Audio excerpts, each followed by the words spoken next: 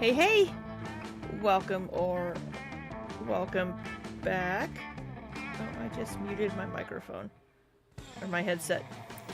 I hope you all are doing well.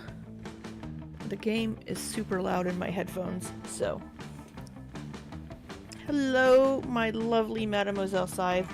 Happy Valentine's Day, my dear. I hope you are having a good day. Things out of my way. I had to redo a few things. Oh, it looks like I have a little bit of green showing up here. Let me turn that down a little bit. Let me add another. Let's see, where is that? It's over here. Okay.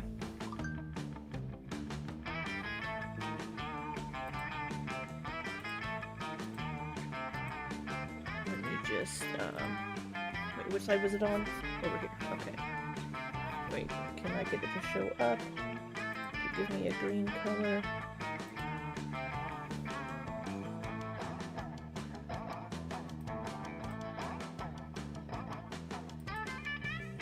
Okay, is that a little better? What side is that on? Is it still on this side? This side. Okay. Hey, Blue Hoodie. No, I'm not seeing. Okay, I'm not seeing the green on my end, so it might just be whenever I move, the shadows move a little bit and it changes the green color. I don't know how loud the game is for you guys.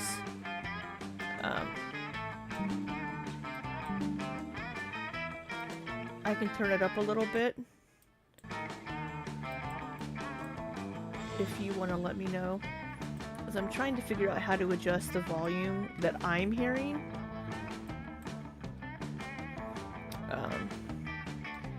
And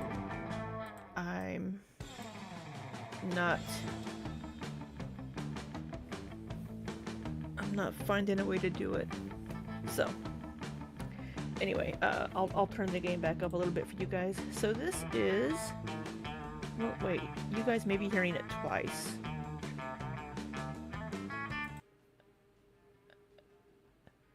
Okay, so you were hearing it from...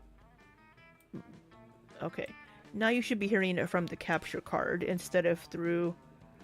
Sorry, it was coming in from two different inputs, that's my bad.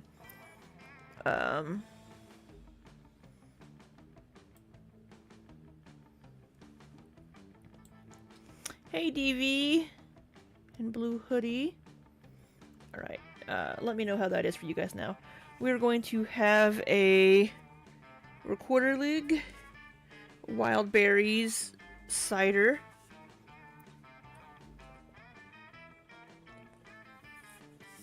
While we're playing. And then we'll switch to water. Yes, happy Valentine's Day to everyone. So we're going to try to get a Valentine's Day date. This game is called Monster Camp XXL. It is a sequel to Monster Prom, which I also have. I am very bad at both of these games.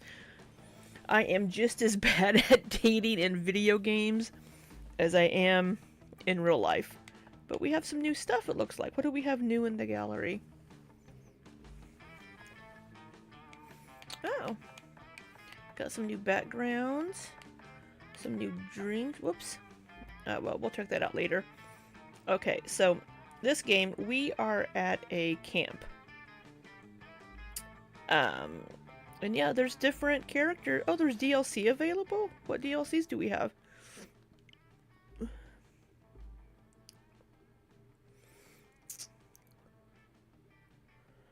What DLCs do we have available for the game? Oh, are there new campers? Oh my god, there's new campers! Well, we're gonna download those new campers. New playable characters. I love it.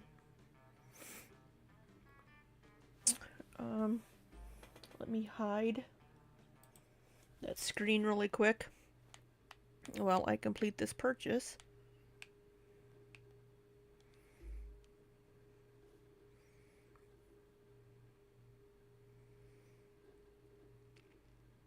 Y'all are gonna help me woo. Y'all are gonna help me woo one of these,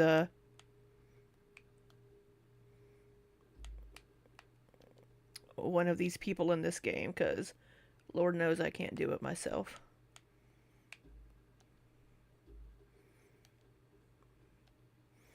Yes, use the card I have on file. Okay.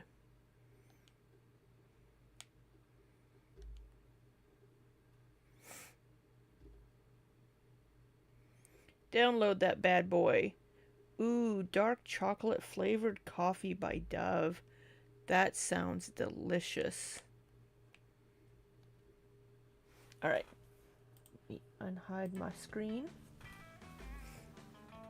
Oh, I gotta restart the software. I gotta restart my game. That's okay.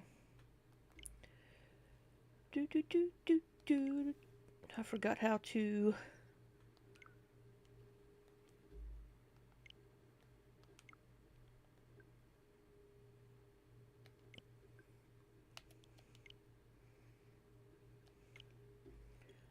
So, you can see a little bit of green above my head, but that's okay.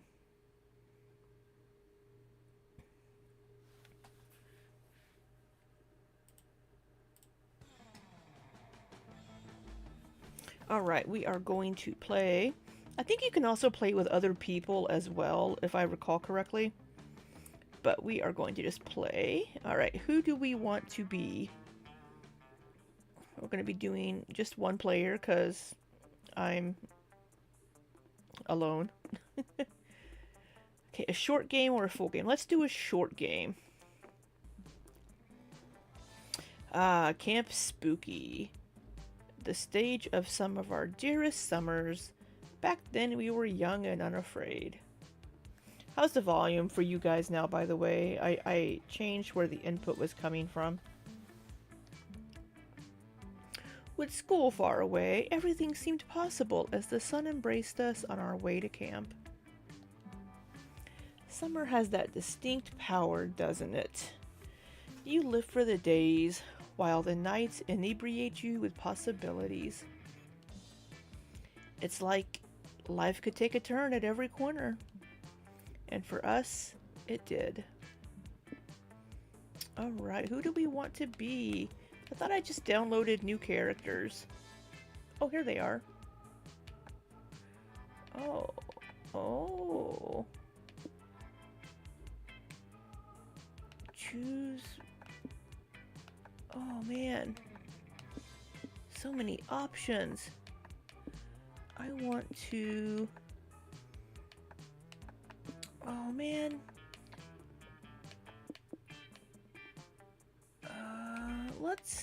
This is a new one for me. Let's play this one. Yeah, let's play this one. Who are you really? Name. Red. Let's do a custom name. We're gonna do the name that I always use. Veruvia. I could make it lowercase, but I'm not going to. We're gonna make everybody shout my name. Whoops.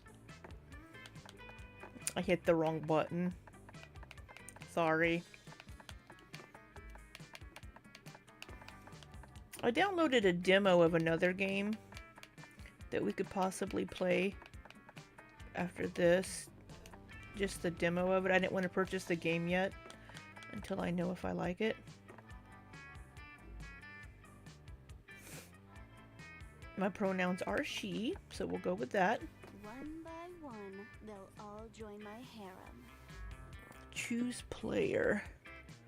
Oh wait, just pack ran. Oh, I get to pack things to put into my bag. A human wool sweater. Sleeping Beauty bag. The Sword of Roar, King of the Lions. The smallest violin, wood carving machete. Pocket Therapist, Magic Mushrooms Guide, Scott Snacks, Totally Fine Ukulele.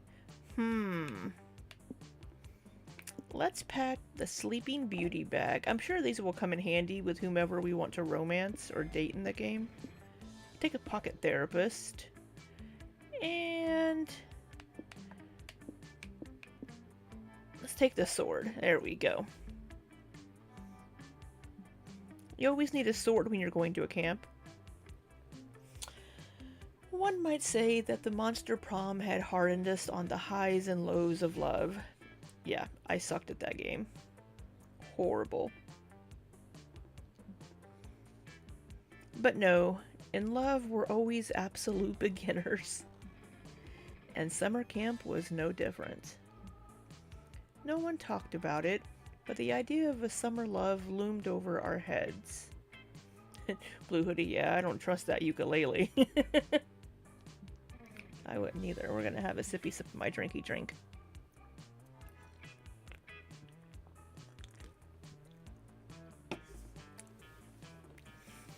Close to last day of camp, there was a meteor shower happening, just 3 weeks away. Everyone knew that if you were into someone, you were going to watch that damn thing together. And so, a silent yet powerful pressure invaded us. It was the Monster Prom all over again. Everything seemed uncertain. Everything but one thing. Whoever we were asking on a meteor shower date, it was probably going to be one of the 6 coolest people on that bus. Joy Johnson Jojima, 23 years old, a badass witch who wanted to chill a bit after saving the world countless times. Excuse me. Aravi Mishra, 22, a hot-headed adventurer possessed by a curse who had turned out to be the most annoying roommate ever. Calculester Hewlett-Packard, version 1.1, a library computer who had become a sentient robot ready to experience life to its fullest. Dahlia Aquino, 20, a buff blue demon and warmonger who had set her sights on conquering summer next. Damien LeVay, 21, a fearless demon with a taste for destruction and a love of fire. And Milo Belladonna, 23, a Death Reaper doubling as an internet influencer and who was profoundly in love with life and all its earthly pleasures. Ooh, it tastes like good hot chocolate. Oh, that sounds tasty. What's the brand of it? Where'd you get it? Oh, you said it's Dove. Where'd you find it? Post a link in Discord on like the food channel. I think you're in our Discord, aren't you? Sai, my lovely YouTube wife, are you able to post a link to the Discord? If not, I can.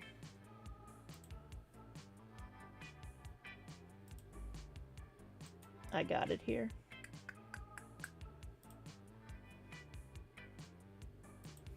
Just in case you aren't in the Discord.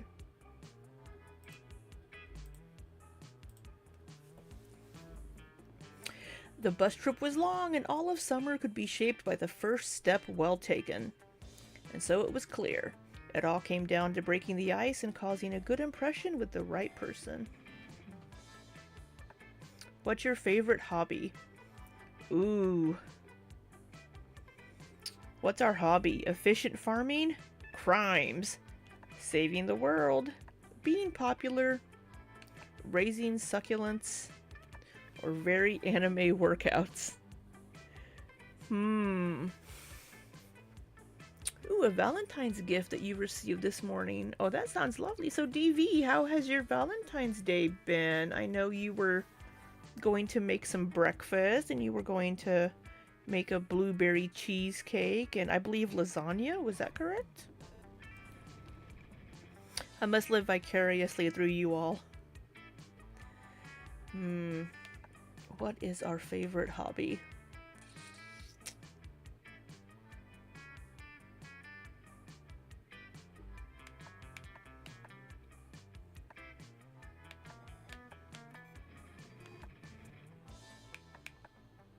Let's, because this will also determine who we romance as well. Let's do saving the world. We're gonna try to romance the witch if we can. Yep, Joy. Oh, are you dabbling in world saving, Veruvia? Nice. I've pretty much made it my full-time job. If you ever wanted to take your heroism beyond a hobby, you should call me. I could give you some great pointers on how to stop an apocalypse in its tracks and still have time for a social life. Oh, sorry, Scythe. I didn't wait long enough for y'all to... I thought about doing crimes. Maybe we could hang out a bit this summer in between saving countless lives. What do you say? I say yes. We only have 3 weeks left to woo our crushes and conquer their hearts. Yeah, I'm so bad at this. We're not going to. But as I already said, we were young and unafraid, and we were ready to start.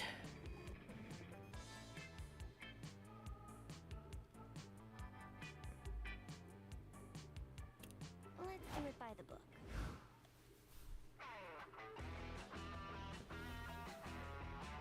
Alright, let's go to...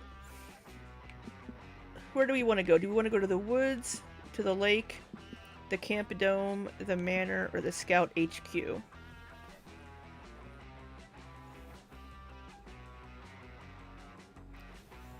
I'll wait this time. Which one should we go to? We'll encounter different people at each one of these.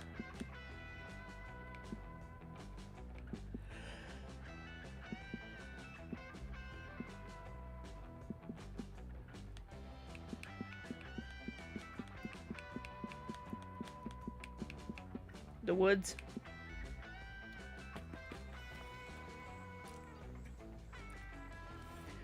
While you're hiking through the woods, you accidentally step on a pile of leaves covering a massive hole. Oh, up here on... You can't see where I'm... Oh, my camera is not mirrored. Up! Damn it. Over here on the corner... Wait, I am mirrored. Over in the corner, up there, top right corner. We have smarts, boldness, creativity, charm, and fun. Those are our, like, stats that will change. Heather! Happy Valentine's Day, Stitch! Oh, you gotta be quicker than that. We'll go to the beach next, or the lake. It was a trap! An evil goblin hunter. Is it a goblin who hunts, or someone who hunts goblins? You'll never know, appears. They were the one who put the trap in there. This is it, you're done. Get ready to embrace death. But the goblin hunter only set the trap to get someone to help them to do their math homework.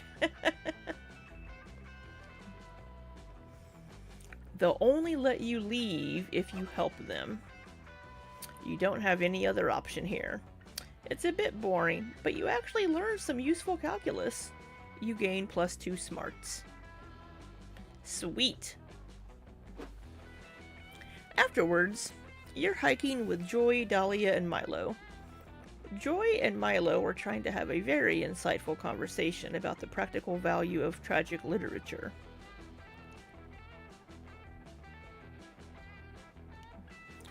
But a loud, nearby crunchy noise is totally killing the vibe.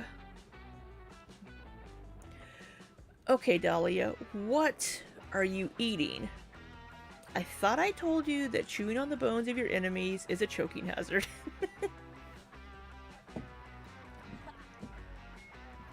I'm not choking on anything. I'm eating these berries I found a few minutes ago. They were so colorful and bright and full of possibilities. Ah, much like your future, darling. Oh, my Dragon Age game finished downloading.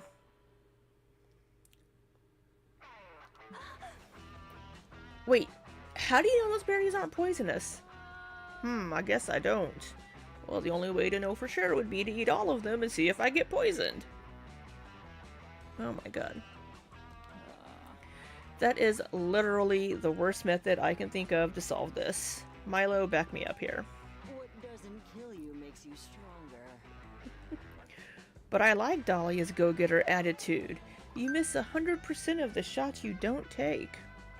Always the same with you. You're both hopeless. I guess I'll just save the day again. Off the clock, I might add. Hey, the real profit is knowing you did the right thing. Just let me... Oh, I actually don't know if these are poisonous either. Well, this is awkward. Does anyone have any ideas on how to identify these? Dahlia raises her hand. Besides eating them, Milo raises their hand. Or doing an Instagram poll. Everyone puts their hands down. Looks like it's all up to you now. Do you have any ideas?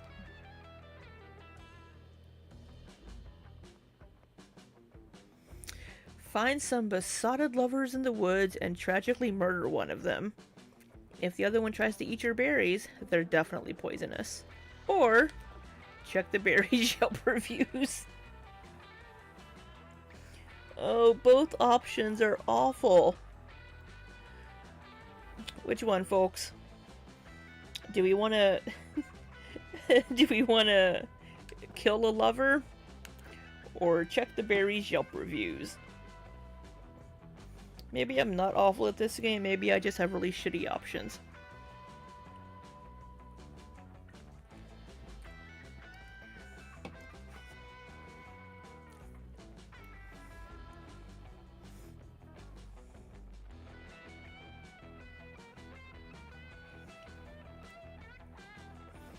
I'll wait. Whoever gives me a choice first, we're gonna go with that one.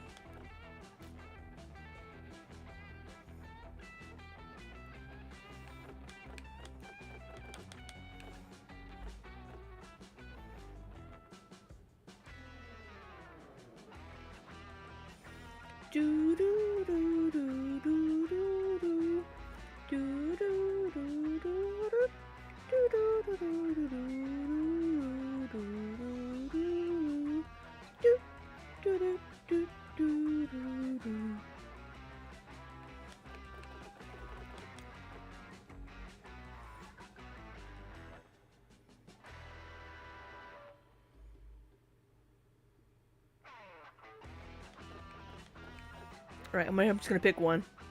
The first one? Alright, thank you, Heather. Not so creative. Yeah, the chat delay is horrible. I don't feel super comfortable just murdering some random innocent stranger in the woods. About to call me on Discord. I could just, like... Oh, what did I do? I could just type in the chat.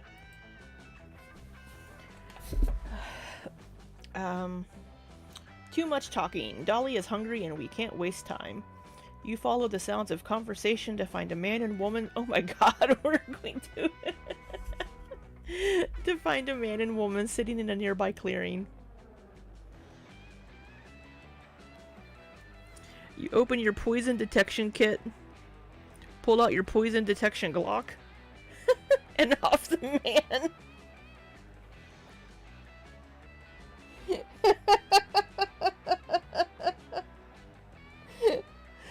If I had a poison detection kit.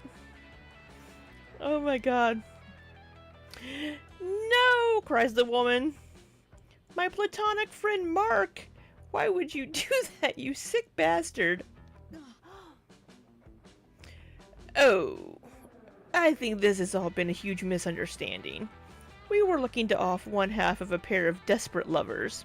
Sorry. But you know, every mistake is an opportunity to grow. Are you serious right now? What, you assume just because Mark and I were a man and a woman, we just had to be dating? This is just a kind of bullshit heteronormative thinking that makes discourse between genders all but impossible. No, it's more like a 10 to 15 second delay. What? It means get bent, douchebags. She storms off. You definitely feel like an asshole now, but the real issue is that you still don't know whether or not Dahlia's berries are poisonous. You know, I don't think I really care about that right now. My main concern is whether or not you think this is a date, Varuvia. What? Don't be so toxic. Agreed.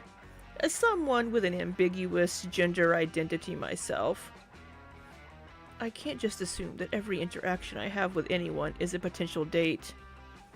Nor do I want to. Worst episode ever. Yeah, being a murderer is one thing, but a creepy murderer is a step too far. Come on, guys. They leave, they take the berries with them too. They don't even leave you any to off yourself with in order to escape this embarrassing situation. Bummer. You lose -2 fun and -1 smarts. You all aren't getting me a date tonight, are you? Should have brought my sledgehammer. Alright. I should have brought my sledgehammer. We're gonna go to the lake. Excuse me. Before you go to the lake, you decide to make the most fun, inflatable toy to float on that you possibly can. Yeah, I'm just gonna stop waiting for you all. Screw you guys.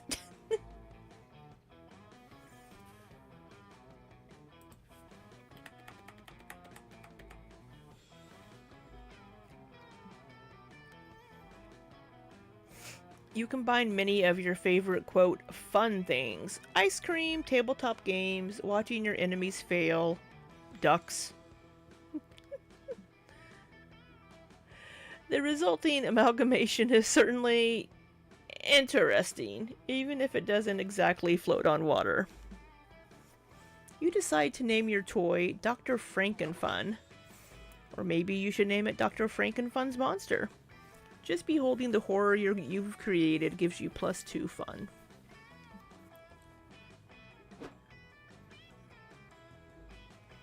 You're rubbing tanning oil on Joy and motor oil on Calculester when your horny activity is interrupted by Damien screaming at a sandcastle again.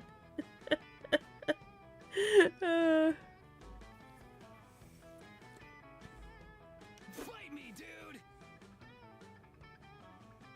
What do you mean you don't have any flaming hot Cheetos? I am your king and I demand Cheetos as tribute. Damien, please. Unlike myself, most inanimate objects are incapable of understanding or producing speech. I like the goggles. Just kind of chilling up there. I'm not talking to the sandcastle. I'm talking to my subjects inside the sandcastle. The world is at risk again. There are people inside your sandcastle, and they're your subjects? Come on, Cal. This is an emergency. Joy and Calculester dash over to Damien's sandcastle. You follow behind, spilling oil everywhere. Well, that's no good. Is this a camping? Fascinating. The sandcastle truly is swarming with tiny humanoids. Where did you acquire this civilization? These are the citizens of Smalltopia. I found them in the yard at Spooky High, and graciously agreed to be their king. He's a despot, cries one of the tiny people. We were a representative democracy before he came along. I knew they would die without my enlightened leadership over the summer, so I packed them all in a lunchbox and brought them to camp where I built them this castle.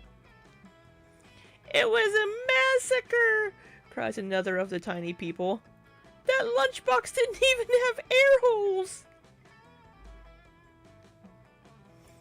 Duh. If air can get in, so can deadly diseases. I was protecting you. We used to have hospitals and universities, despairs another tiny person. But now all we have is a mountain of sand and broken dreams. Our society is ruined. Yeah, well, he is a demon, so he's gonna be red. These guys have been such a bummer since I brought them here. It's like they're not even grateful. I've tried everything. Threatening them, paying a Ravi to threaten them, threatening to pay a Ravi to threaten them again. What about, I don't know, digging them an irrigation system? Or supplying them with microcomputers and learning software? Oh, good idea. Then I can threaten to take those things away if they don't stop moping. That'll cheer them up. That was sad. You know what? How about Cal and I focus on improving the Smalltopian infrastructure? You can help by... This is delicate. If Damien's not allowed to help, he will definitely go apeshit. But most of his ways of, quote, helping involve going apeshit anyway. Quick, give him a non-destructive way to improve Smalltopia. Help him find some beach-appropriate decoration for the castle? He can't fuck that up, right? Introduce some hermit crabs. They can be Smalltopia's wacky but lovable neighbors. We're gonna find some beach-appropriate decoration. Finally, someone who appreciates my aesthetic sensibilities. Oh yeah, your aesthetic sensibilities, you have those, and I appreciate them. I am happy. I am not programmed to understand aesthetics, and therefore I can only assume that Damien's are excellent. I appreciate everyone's confidence, and check it out, I already found the perfect shell decoration. It's funny because it looks like a dick. We don't want a huge dick on top of our horrible sandcastle, cried the citizens of Smalltopia. We reject phallic symbolism as a relic of the patriarchy. Bye, losers. He's going to do it up. There's no pleasing these people. Come on, Veruvia. Let's find a shell that doesn't look like a dick, I guess.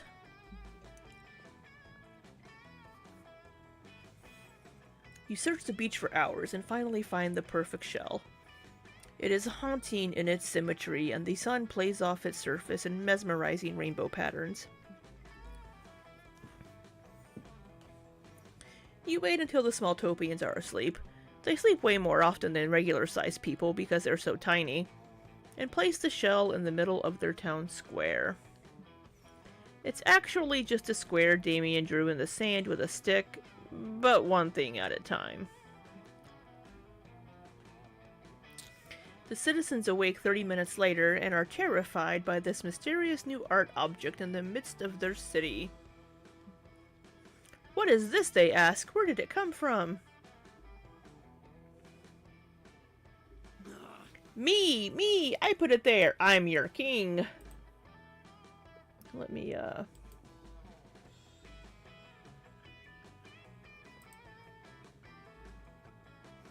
forgot to flip my camera again after yesterday.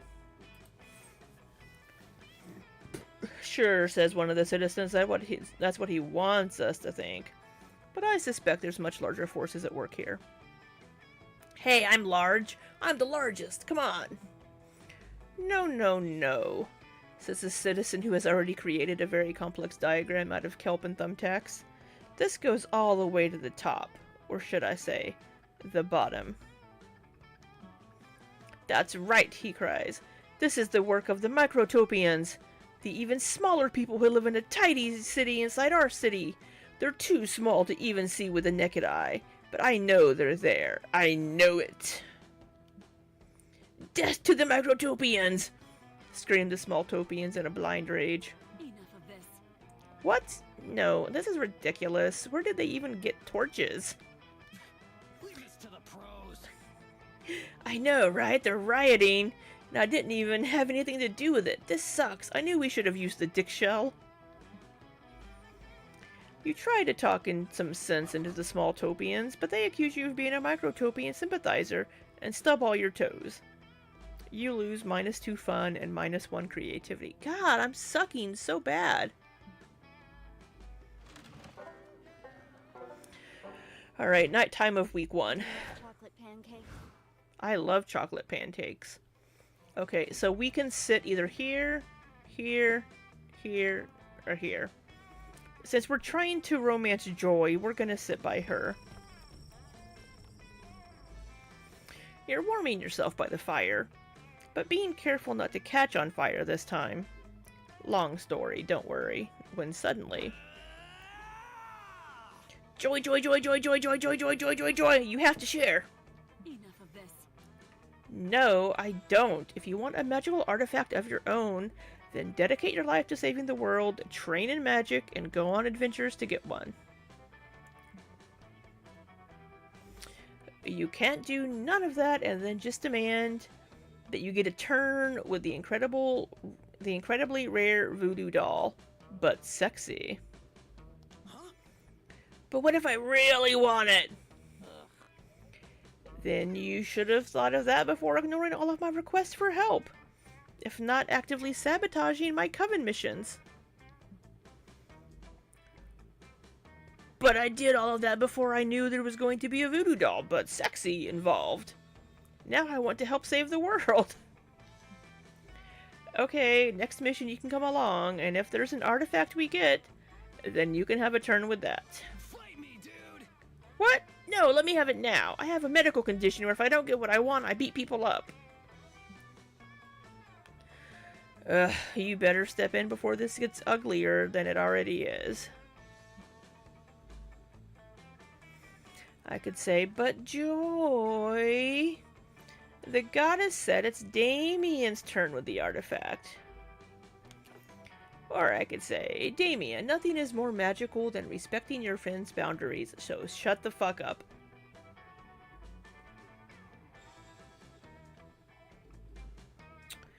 I think we're gonna go with telling Damien to shut the fuck up.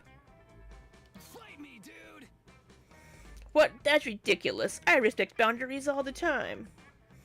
Well, except for the physical boundaries between countries and other territories. And the boundaries between good and evil. And the boundaries people set when... Oh, fuck! Yep. Okay, wait. So, if I respect your boundaries, you'll give me the voodoo doll but sexy later? Yeah, sure, whatever. But just put lots of space between us. Because the farther our boundary from each other is, the more powerful the voodoo doll but sexy gets.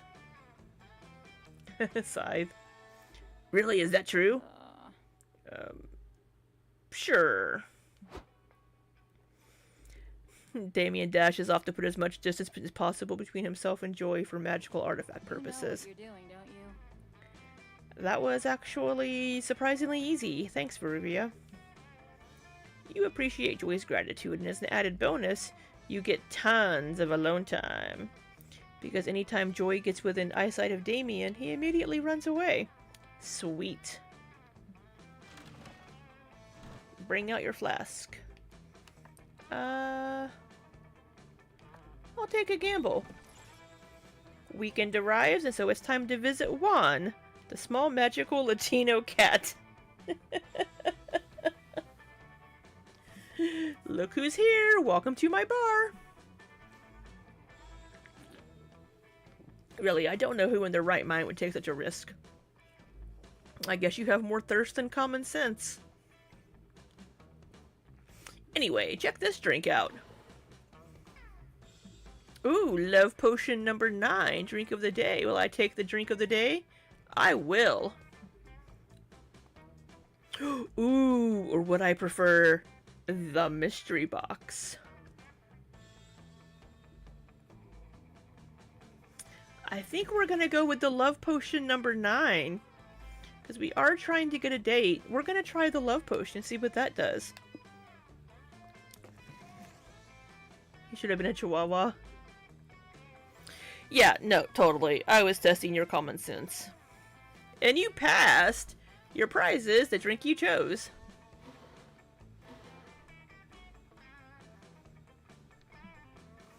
Ah, the love potion number 9. The right way to get someone to like you more is by being yourself and finding someone with whom you can match. But the fast way is by drinking this drink. Huh. Almost made me feel something. Hope you can stomach that. Happy trails. Alright, morning of week 2. Let's engage in proper camp activities. Alright, let's go to the camp dome. That day you play competitive spin the bottle. You must kiss a camper from Camp Rival Camp. It's a long, intense kiss in which your tongues wrestle mercilessly. You apply some unexpected biting, since that's currently very high on the meta, while holding the back of their head to prevent an untimely escape. You win at kissing. It goes without saying you've earned +2 charm.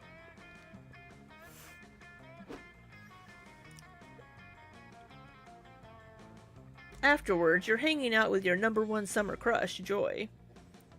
It's National Fondly Reminisce upon the past day, so she's flipping through the pics on her phone with you. Ew, cooties. Scythe. Hell yeah. Ooh, this was back from season 3, right after we beat that mutant spider. Faith looks so cute in this one. And look at that awesome Fleetwood Mac t-shirt I'm wearing. That t-shirt was so cool. It was vintage from the '78 tour. Stevie Nicks blessed it herself. Whatever happened to that shirt? Did I sacrifice it to the goddess or something? Oh wait! I remember exactly where I left it. Fuck.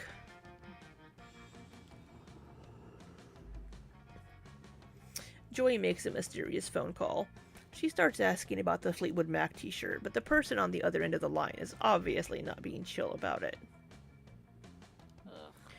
Listen, XRX, I know things ended badly between us, but can you please just give me back my Fleetwood Mac t-shirt?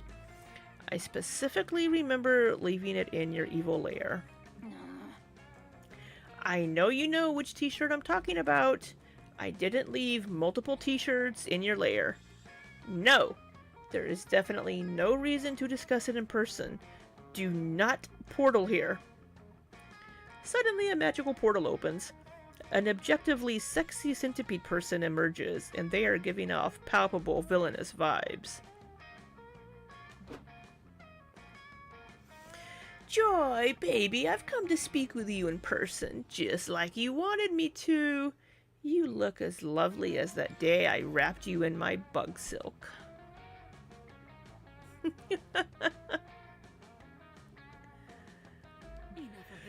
No, XRX, I specifically said that I did not want to talk to you in person. You're doing that thing again where you gaslight me into spending time with you, which is bullshit. Veruvia, meet my ex XRX, the magical evil centipede person I defeated back in season 3. Mademoiselle Side says, if you love reading, this game will change your mind. Just kidding.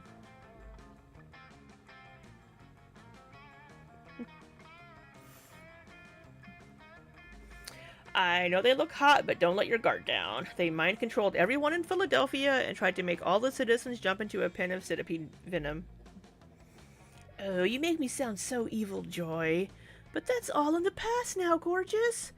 We should focus on the present, and this very important t-shirt debacle.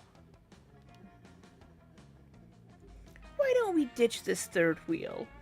You and I can go out for coffee and talk it over. Or perhaps we can enjoy a romantic dinner. Do any restaurants around serve pre-chewed aphids? XRX, if I go get one coffee with you, do you promise to immediately hand over the shirt? Show me the shirt right now before I waste my time. Oh yes. Let me check inside of my carapace. Oops, silly me. Looks like I forgot to bring the shirt. Guess we'll have to keep hanging out until my portal spell recharges.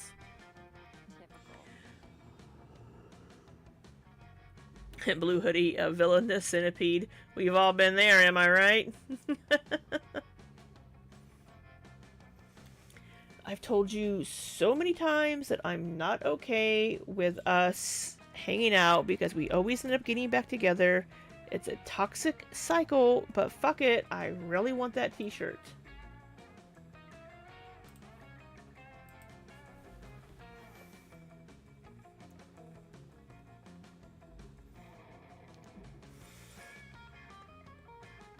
Axarax is stressing out your potential thick goth girlfriend. Unacceptable. Get that Fleetwood Mac t-shirt for Joy by any means necessary. Alright. Set up a black market exclusively for buying and selling Joy's belongings. You'll trade for the t-shirt. Call the police and send out an Amber Alert for the t-shirt. Axarax can't hide from the power of a vigilant community. Why are the options always so bad? I've never actually successfully ended up dating anybody in this game. Ever. I haven't played it a ton. Sadly, I'm just as bad at dating in real life as I am in this game.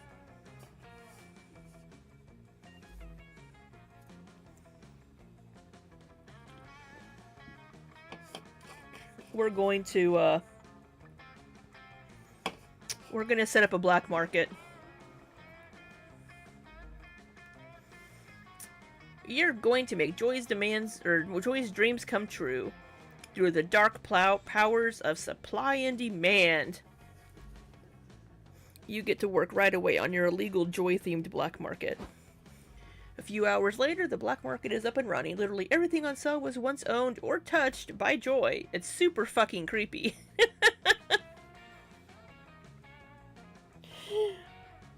Maybe I should have went with the t-shirt Amber Alert. Disturbingly, it's also pretty popular. Turns out the Coven has some dedicated fans. And lots of magical beings want gently used witch items. Come get Joy's genuine, authentic spell herbs found in her trash, screams one creepy salesman. I've also got Joy's chapstick that she lost on her road trip. Buy your trade. This dark market is heaven on earth for a Joy connoisseur such as myself. I'm certain there shall be some merchandise I'm quite interested in acquiring. Luckily, I've got some very valuable Joy paraphernalia. I didn't want to let go of the t-shirt so soon. But if I see something that really catches my eye... Mwahaha! Axarax showed up just like you planned. You asked them to trade you Joy's Fleetwood Mac t-shirt in exchange for a piece of gum that Joy chewed that you kept for some reason. Sounds like Amberlynn's junk journal.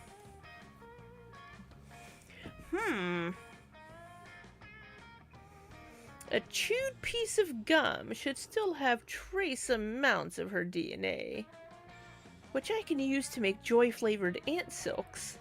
It's a deal, you sick freak. Yes, you got the t-shirt back from Axarax. Now you should return to Joy and shut down this creepy-ass black market. Unless... technically, you could keep trading. This t-shirt is valuable. And you know you could Wolf of Wall Street the shit out of this whole place.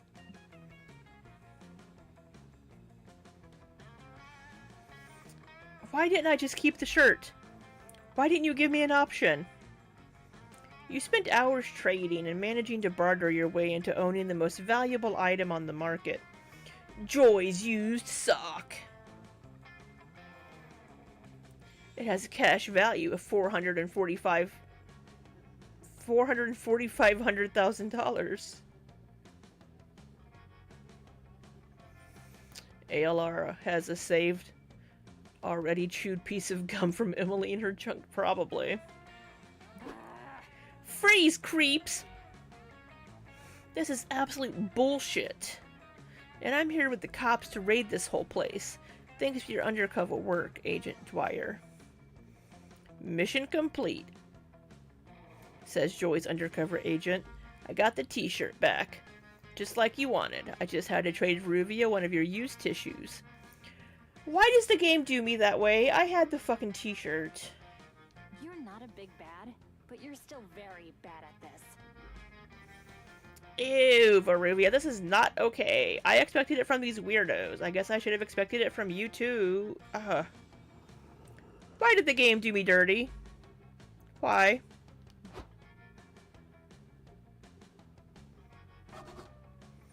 You try to explain, but it's too late.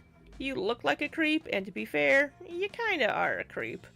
You lose -3 smarts due to your creep energy.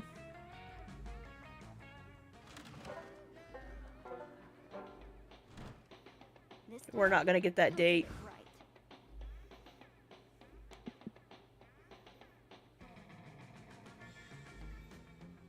Go to the manor. While you're exploring the haunted manor, you hear a voice calling your name. It comes from under the bed. Two blood-red eyes stare at you from the inky darkness under the bed. A voice that sounds older than time whispers. Do you want to gain some boldness, Varuvia? You say yes, because you actually do want that. Okay, here you go. Whatever that thing is, it gives you +2 boldness. What a nice under-the-bed thing. Afterwards, Joy enlists you to help her chase down a magic grimoire, which has escaped from her collection. The consequences of failure could be dire, but mostly, you just horny. Mademoiselle Side says, and that, my friends, is how we became a villain. You finally corner... Are we a stripper now? That's how we always look. You finally corner the book in the haunted rumpus room, and Joy manages to tackle it to the ground. Suddenly, an armoire bursts open and... I'm a ghost. Boo! This cannot be for real. Come on.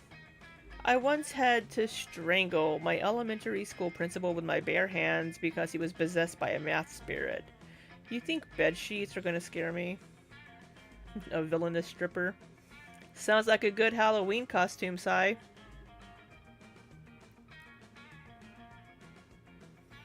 Hey, bro. It's okay, Joy. Don't be scared. I'm not. I just said I'm not. Calm down, Joy. Everything is fine. It's just us. No scary ghost at all. Ugh. Polly, you are actually a ghost. Prank masters? Haha, that's the prank! Woo, great prank. Okay, Varuvia, do you have that book tied up? Let's go. Whoa. Oh, a magical prank book? Can we see? Nah.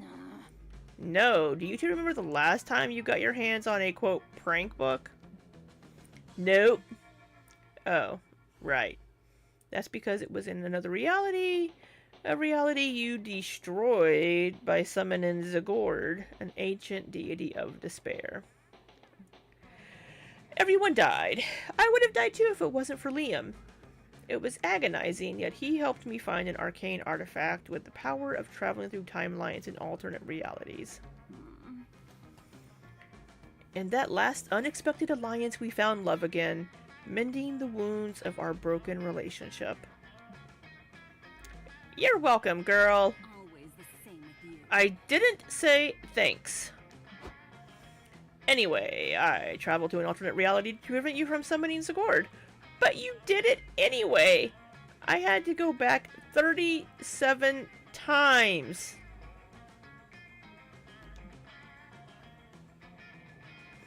I visited so many realities. I had to see all my friends dying again and again. Seriously? For goddess's sake, I had to watch Liam find love with so many of his potential ships. Like, I'm over it, okay? But still, I didn't need a ticket to that particular love show. I tried everything, yet you two always ended up getting your chaotic hands on the forbidden tome of Zagord and using it as your personal prank book. Enough of this. It took 37 tries, 37 times witnessing reality end, friends die, and Liam finding love somewhere else. The only way I was finally able to patch up reality and undo what you all did was by binding Zagord to a totem, which I gave to Valerie. She promised me to hide it well, which she didn't, of course. To no one's surprise, she sold it for a couple extra bucks. And somehow, that kicked off a wacky chain of events which ended with Zagord transitioning into our classmate Zoe, who preferred to attend prom rather than destroying reality, thus finally saving reality.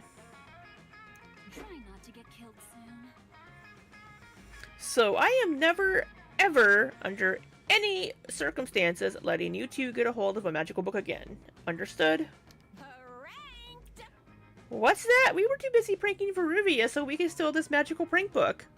Ah! Whoa, cool! Let's cast a spell, Polly. Hickory dickory ding dong dimmery. Use the spell to erase Joy's memories. Awesome! Did it work, Joy? Who's Joy? Oh boy, looks like the prank masters have done it again. You'd better find a way to restore Joy's lost memories, or all the romantic groundwork you've laid will be useless.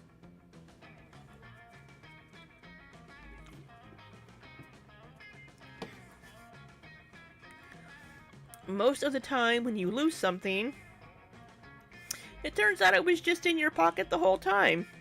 Tell Joy to check hers. Retrieve Joy's diary? But first doctor it to make yourself a key part of all her warmest memories. We're gonna do the first one because the second one sounds like a creepy one again.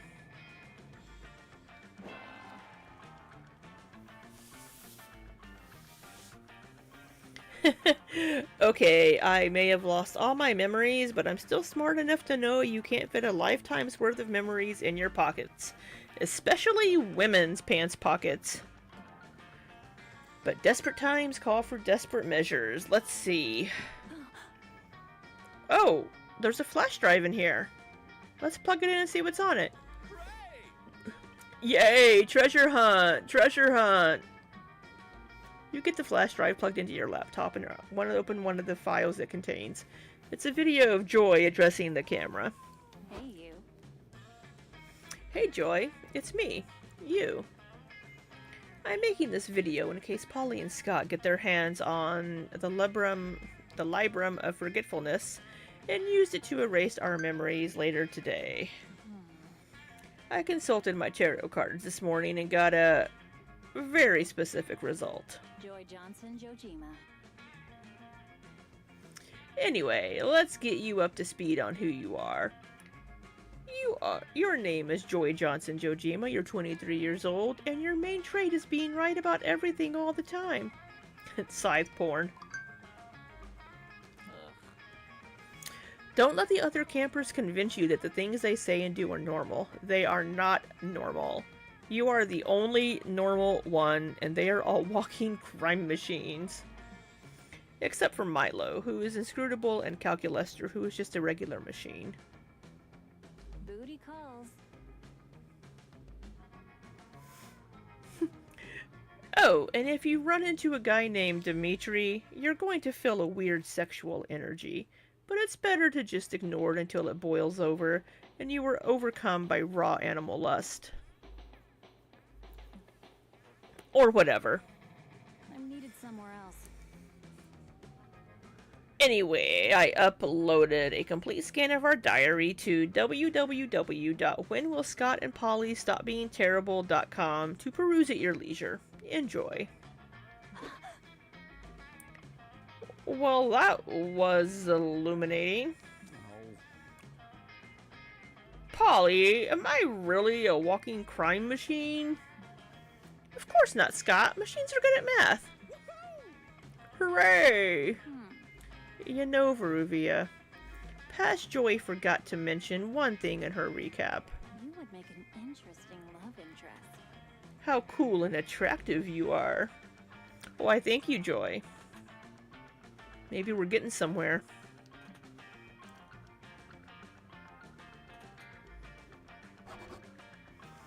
You're pretty sure past Joy would never think or say those things about you. But you just smile and nod. Eventually the spell wears off, but Joy's affection for you remains. You gain +2 charm and +1 smarts. Alright. The time has come, and so have I. Alright, the time has come and so have I.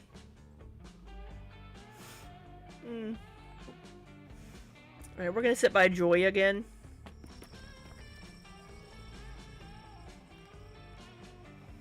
You're scouring the ground for any dropped s'mores or lost wallets or other fun paraphernalia for you to take, like some kind of horny young adult vulture. But instead of finding any of that, you find Dahlia and Joy having an argument, the most fun thing of all. Okay, Joy. I'm ready. I've been prepping for this all day. Lay it on me. Lay what on you? The Coven test, of course. My goddess. Oh, Hecate, help me. I know I'm gonna regret asking this, but what the hell is the Coven test? Don't act like you don't know, silly. It's the test for me to join the Coven. I've been prepping for this harder than I've ever prepped for anything. I spent like 20 minutes studying.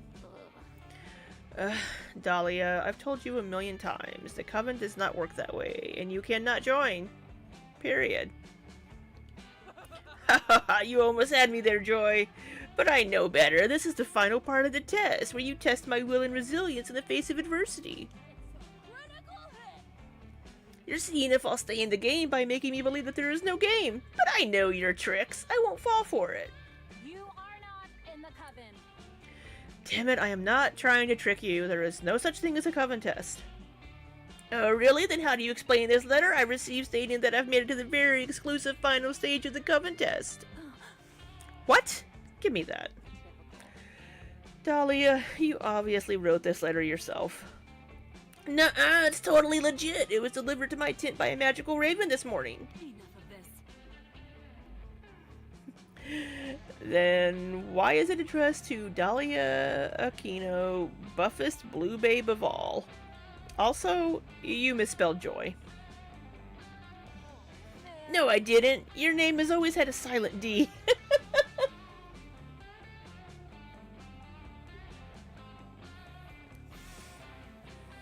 You will get this show canceled. Dahlia, I'm sick of your shit. This letter is meaningless, and you are not taking a Coven test because there is no test. Yep, gotcha. So is there going to be an oral section of this test? Also, is it cool if I mark my answers in blue glitter pen? It's the only writing utensil worthy of me.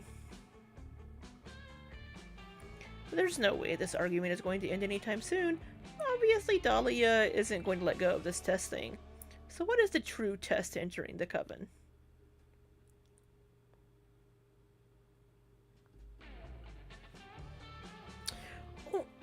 Only 3 witches can form a Coven.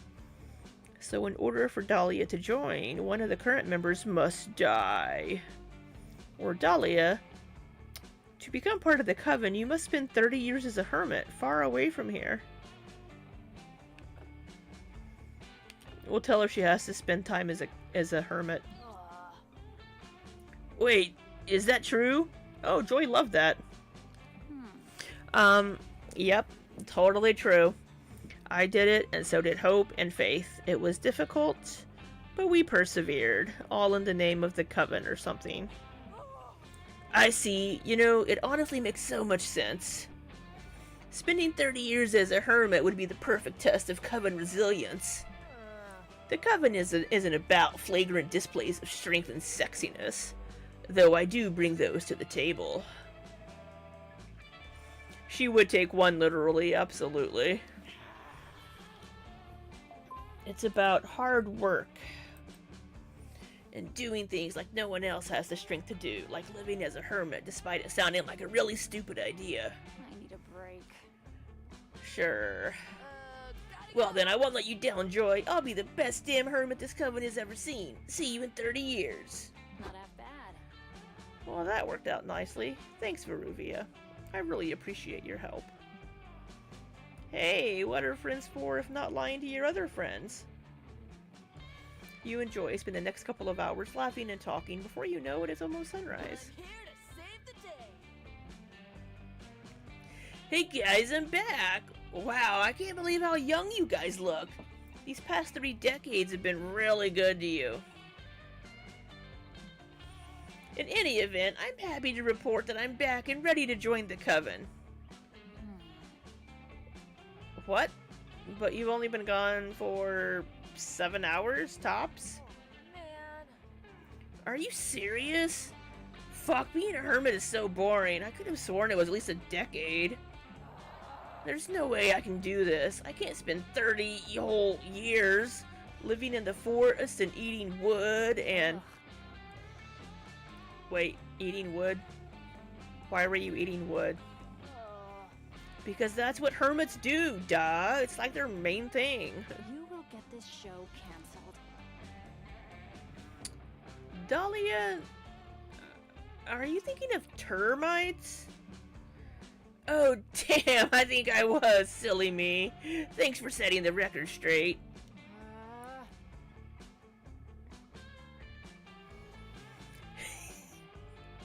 So if termites are the ones that eat wood, hermits are the frogs who cheat on their pig girlfriends by having a giant man stick his hand up their asses, right?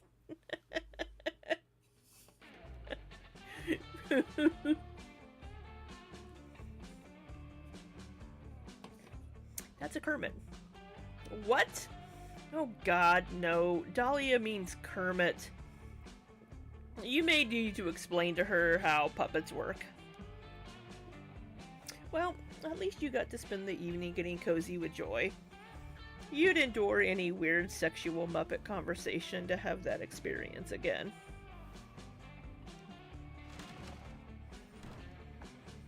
Alright, we're gonna use my skills this time.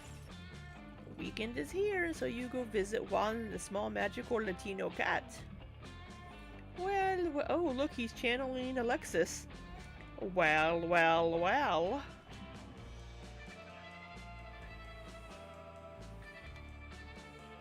If you could pick a character to play, you would so pick Dahlia. I hope you have your reflexes ready, because what I have ready is a selection of weird, questionable drinks. Sharpen your fingers, because here we go.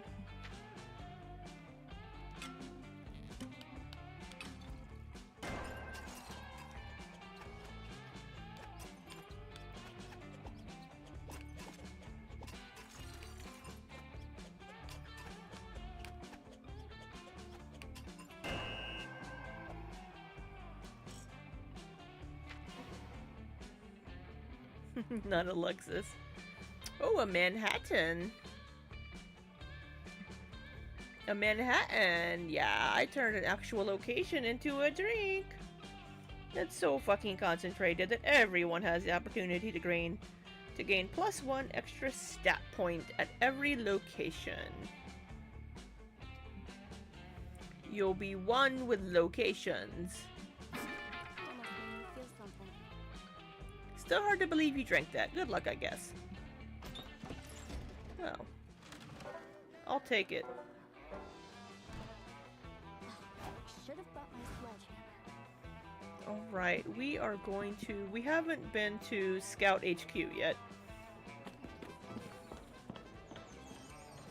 That day, all the scouts make a braid chain as a team building exercise. It did look like a fancy drink. Looks fancier than my little cider. You learn all sorts of new ways to braid hair. But the person braiding your hair accidentally ties an infinity knot into your head. There's no way to untie it. You can see into infinity. But right before Coach gives you the worst haircut of your life, you see how all of your friends will die. It's useful in helping you eliminate David Davidson, the doomed deer person, from your romantic prospects.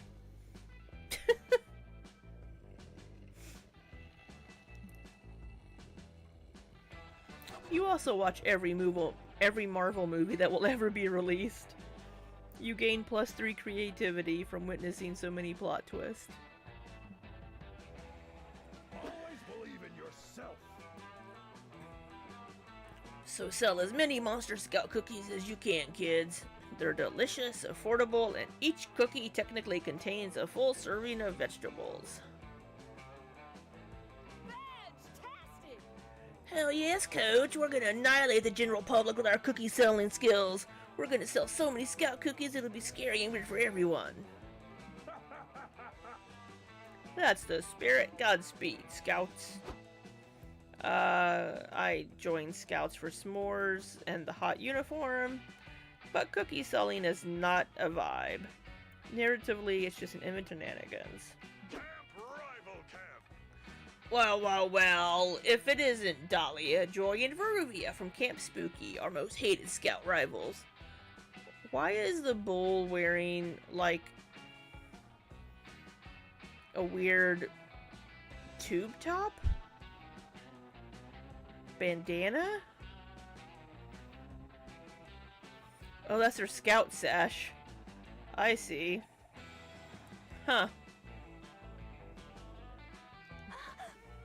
Oh my goddess. Shenanigans already. See, this is what I was talking about. What the hell do you two want? We don't have time for your camp rival bullshit. We've got cookies to sell and badges to earn and victories to grasp.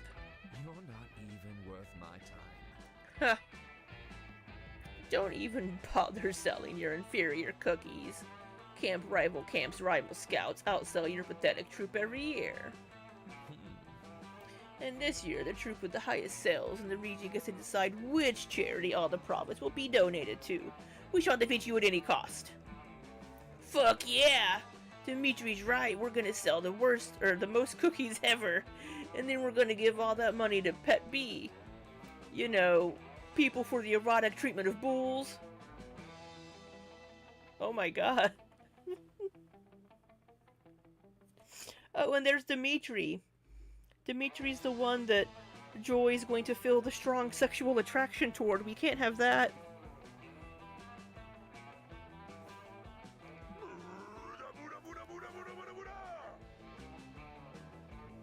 Dimitri and I are both super bangable. And we're willing to get naked to make a sale. Your troop has no chance, and just in case, we've got our secret weapon. I can't believe I'm asking this, but what's your secret weapon? I'm not actually interested, I just have a strong feeling that's going to be idiotic. That is a forbidden secret of our troop. But since we're rivals, I'll tell you. We hide a razor blade inside each rival cookie. Oh, and we also fill them up with lots of poison. To be continued. That way, if you eat a cookie, you die. And if you're dead, there's no way you can buy cookies from any other loser scout troops. Ha! Catch you later, losers. Love the ass cheeks. Did he just say "muda muda muda"? Maybe. Alright, we've obviously got to stop them. This is a takeover! Yeah, they're our rivals. We can't sell less cookies than them. That would be losing. Holy shit. No, Dahlia. We can't let those guys kill a bunch of innocent people with razor poison cookies. I guess we'll need some kind of plan to stop them. Then unite! I have the perfect plan. Since we're witches, let's use magic to stop Morty and Dimitri. We're both in the coven after all. Not in the coven! Dahlia, you are not in the coven, I swear to fucking goddess. This is going south fast. Impress your friends and defend your troops' honor by figuring out how to stop Dimitri and Morty from selling a single poison cookie.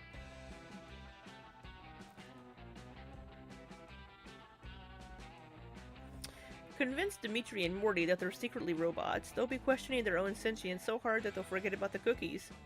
Don't think that'll work. Convince Dimitri and Morty that society has collapsed. Cash is worthless. Cookies are the closest thing that the new society has to currency. We're gonna go with that one. Why is it not so bold? The solution here is obvious. You suggest tricking Morty and Dimitri into thinking they're in a classic post-apocalyptic Mad Max cookies or currency situation. Normally, I would say that plan is completely idiotic, but in this case, Dimitri and Morty might be stupid enough to actually buy it. You chase down Morty and Dimitri, but before they sell any cookies. That did escalate quickly. In a very convincing speech, you break the news to them. Society has collapsed! You also mentioned that the New World Order has designated cookies our currency, so cookies are now extremely valuable. You haven't hit the bull's eye. No. You've hit the bull's heart. Oh. Whoa, are you seriously saying that society has collapsed? That's fucking awesome! Can you even imagine how powerful I'll be in a post-apocalyptic society? My cookie wealth and endless sexual fertility will make me a king. Yes, but we should establish ourselves as gods before someone else beats us to it. Trust me, I've lived through a few societal collapses. I say we find a nearby village of innocent country folk and raze it to the ground. We'll build our thrones from the rubble and the bones of the villagers. Great idea, bro, and afterwards we'll need to secure a water supply, build some cookie hoarding vaults, and assemble massive harems, obviously. Yes, my friend, tonight we feast upon cookie crumbs, and the blood of the innocent. We shall rule the corpse of the earth. Perish under the power of my glutes. Perish under the power of my glutes. Now let's go murder and pillage, my fellow apocalypse fuck emperor. Not suited for TV. Dear God, Varuvia, you made this way worse. They just escalated from poison spree to cold-blooded murder spree. I don't think there was any winning that one. Ugh. Come on, Dahlia, let's go stop them before they actually destroy society. And Varuvia, you're an idiot. So I am officially not inviting you to join us. Yeah, let's go, Joy. They're our rivals, so we can't let them kill more villagers than us. That would be losing. You're left alone, contemplating your many failures. But hey, at least you have these nearby cookies to comfort you. As soon as you bite into the obviously poisoned cookie, you lose -2 charm and -1 creativity. Ouch.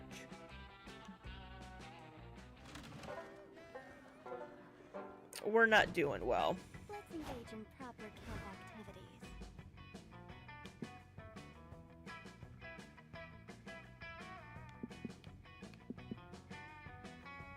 Let's go to let's go to the lake. You spend the day playing in the lake. Everything is fun until you're mesmerized by a strange song. It's the sirens. They try to lure you with their beautiful chants, but you know better and challenge them to a riff-off. They kick your ass, but you all definitely have a lot of fun. More specifically, +3 fun.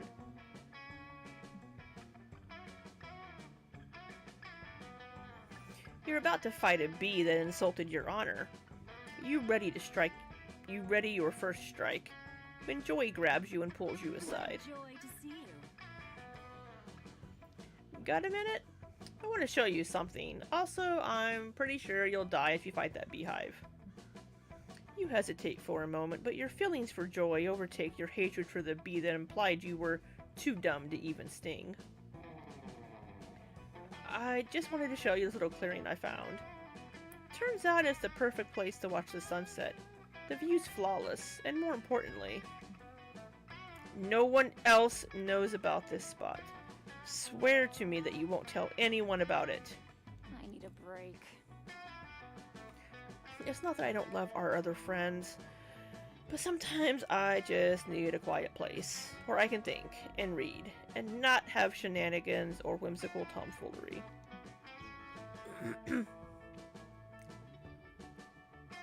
You sit down with Joy to watch the sunset together.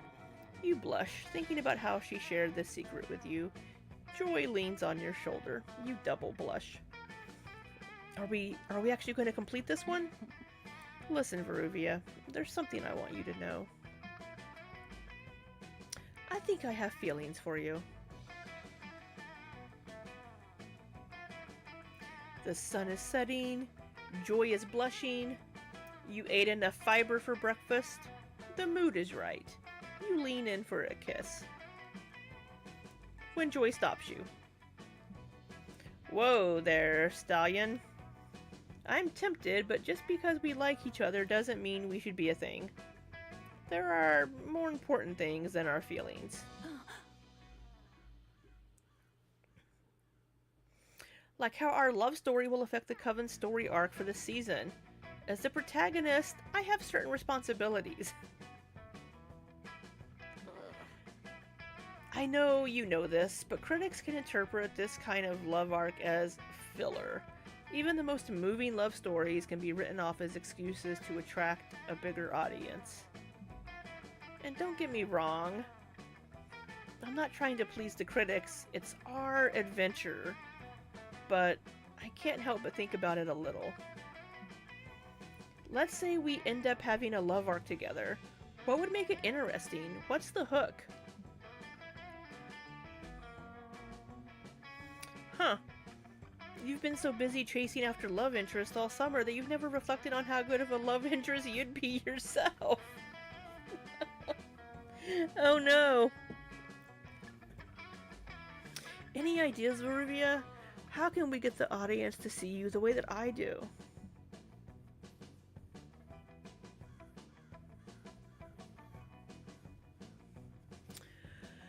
Oh no. Summon a version of yourself from another timeline to make the horniest, most confusing love triangle ever. Go for the classic drama of love versus family. Convince this season's big bad to adopt you as their child. Oh god, these are both horrible. Why does the game do me this way? These are both awful. Which one should I pick? Neither one is going to... Oh my god. I don't know how anybody ever completes anything in this game.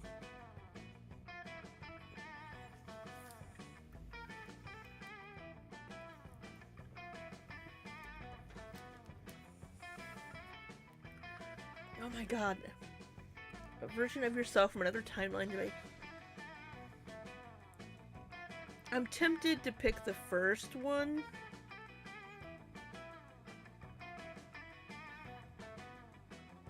I don't want to pick either of them. I don't want to pick either one.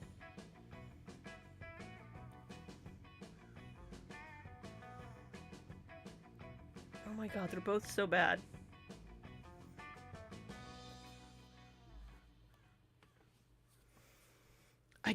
Oh god, I don't know.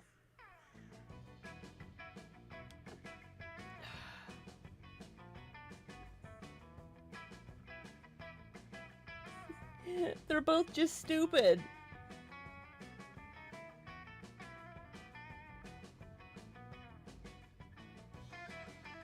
They're both stupid.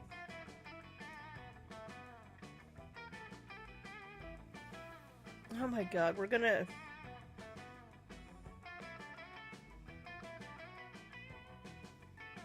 Mm. Number one side. We're gonna go with number one. Alright. That's... They're both so bad. Not so smart. All of your favorite TV shows have a pair of sexy twins that seduce the protagonist, like Orin High School Host Club and Orin High School Host Club.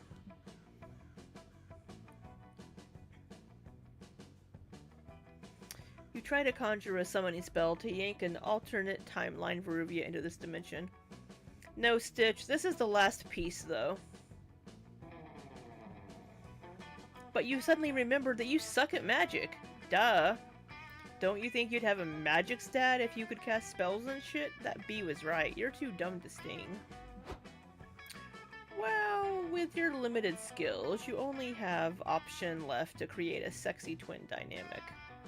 You decide to build your own twin.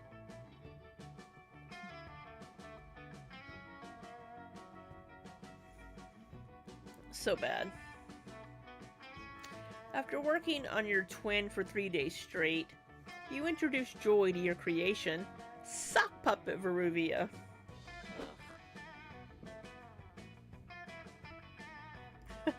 Oh, wow. Veruvia, this is just a sock with lipstick on it. You expect this to play well to our target demographics? You're not a big bad, but you're still very bad at this. Although, I guess your sock puppet has come up with fewer dumb plans than you. So, I'm kinda preferring the sock puppet Veruvia right now.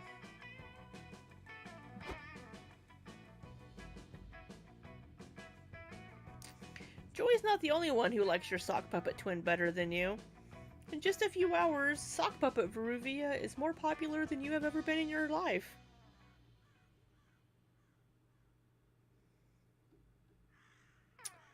Sounds about right.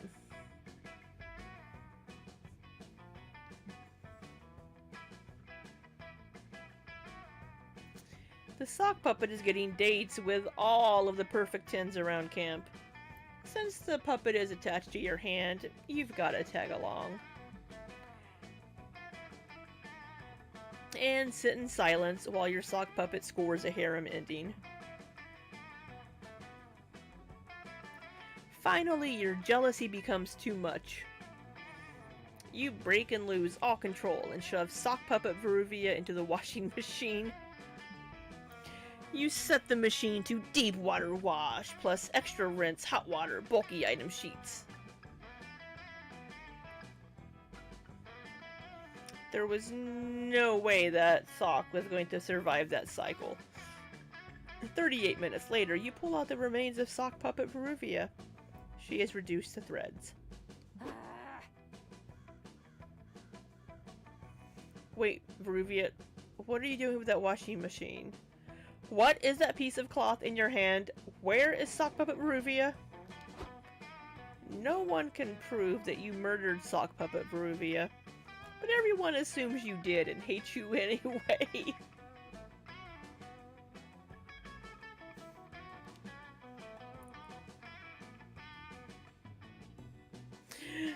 A documentary crew comes to camp and films you all summer for a series called Making a Murderer 2. Veruvia's Murderous Murdering.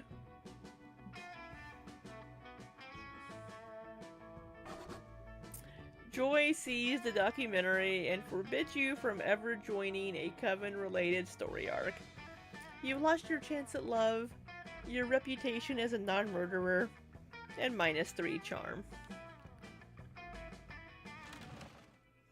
One by one, they'll all join my harem. Who will be your summer love? Well, we're gonna try for Joy, but I don't think it's gonna work because we sucked. Ask Joy to go to the meteor shower. Yes. One by one, they'll all join my harem. She's gonna turn me down. The game is mirroring real life. I suck so bad at dating. You finally gather the courage and ask your beloved to watch the meteor shower with you. Oh, hi. You want to be a summer fling, huh? What gave you that idea? Is it because you heard I usually end up dating the villains I fight? So you assumed I'd have very low standards and you might have a chance? We're enemies. With benefits. Enemies with benefits. Well, listen, I won't lie, it's true. I should work on my standards and stop dating evil people.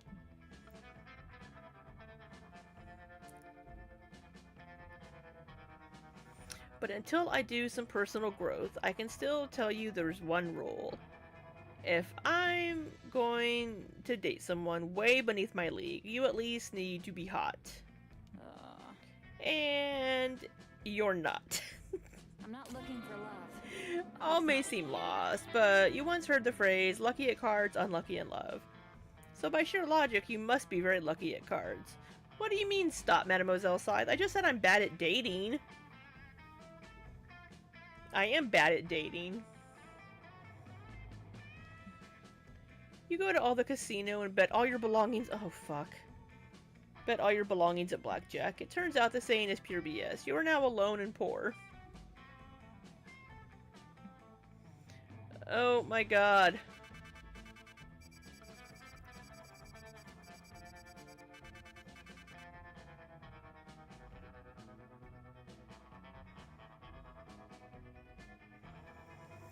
The game decisions do suck. It is possible to actually get your date to go out with you. It's just very, very hard. Before we knew it, those weeks were gone. It felt like a hot minute, and it felt like an entire lifetime. That night, as we saw summer coming to an end, we all wondered what would come next for us. It felt like the end of something big. Little did we know, life still had many wonders and misadventures in store for us. Now I'm older and I can see it. How those years became the foundation of the mythology of our lives. Broken hearts turned tragedies sung for centuries. Wild nights became epics treasured forever. Every kiss and every laugh is now a constellation we'll always find while gazing into the starry night, no matter how many years go by.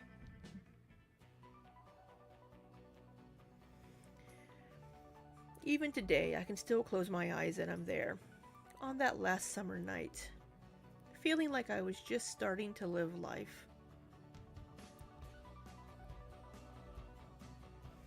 With all my friends around that campfire.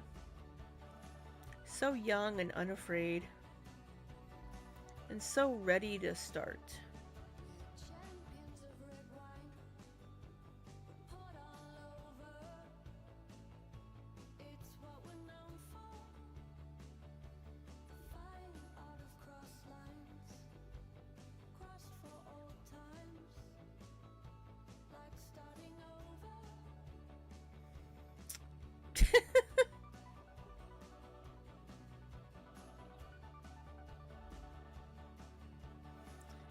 Yeah, so bad.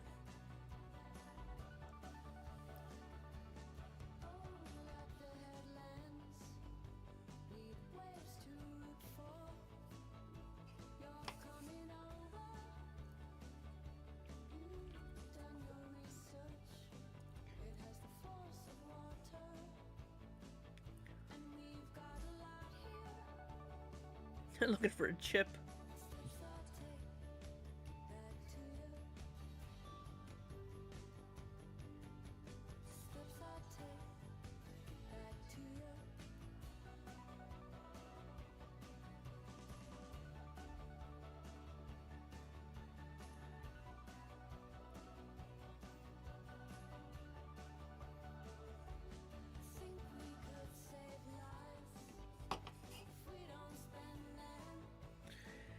Yeah, it's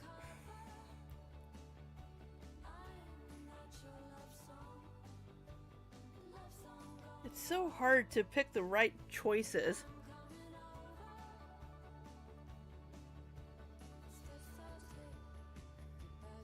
The animations are cool in the ending credits, though.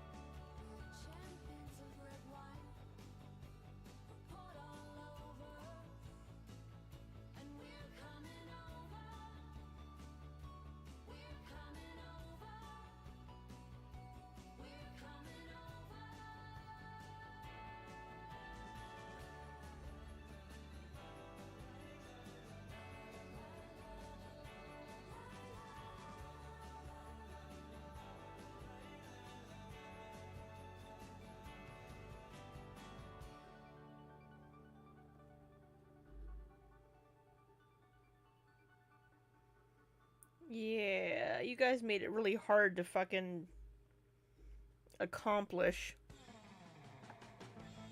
I unlocked ectoplasm. And casket brew. Low cost energy drink. Loyalty lemonade. Okay, sweet. What games do I have?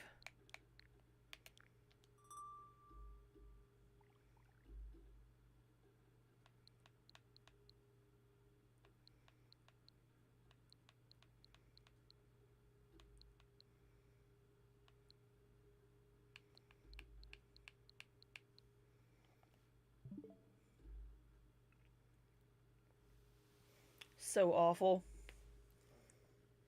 Well, no monster date for Valentine's Day. I knew I wouldn't succeed. Oh well. We could watch an Amberlynn video tonight, but I'd have to schedule a different stream for that. We need to watch Beck tomorrow.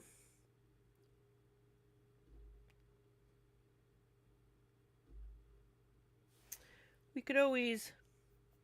Nah. That was a lot of reading and talking. I'm kind of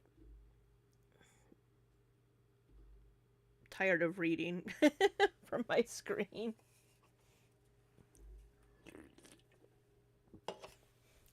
You wanna...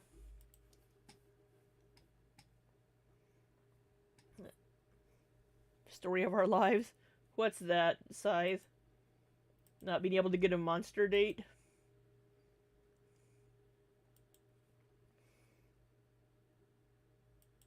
What did Beck do? I don't know. I don't know what Beck has done.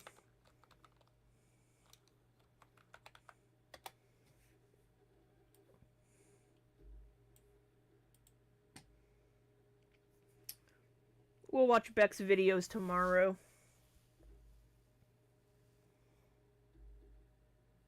The boy in the hair. We'll have a good night, Stitch. I hope you have a good night. Hey, maybe I can download a movie and we can watch a movie in Discord. Ooh, we should watch one of my favorite rom-coms in Discord.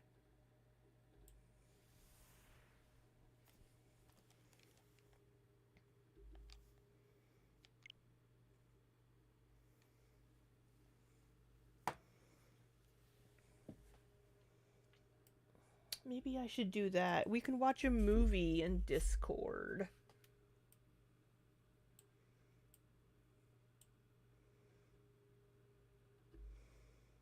But we will end the stream.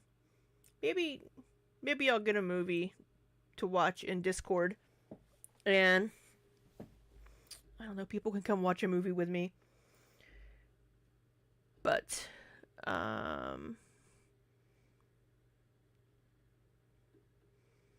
what movie? I was thinking, oh, what is... Oh my god, what is that movie? It's one of my...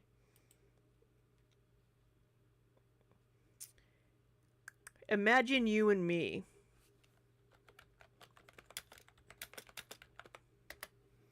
Yeah. It's a really good movie. I enjoyed it. In Discord? Yeah, let me find where I can download it or stream it. And I'll stream it in...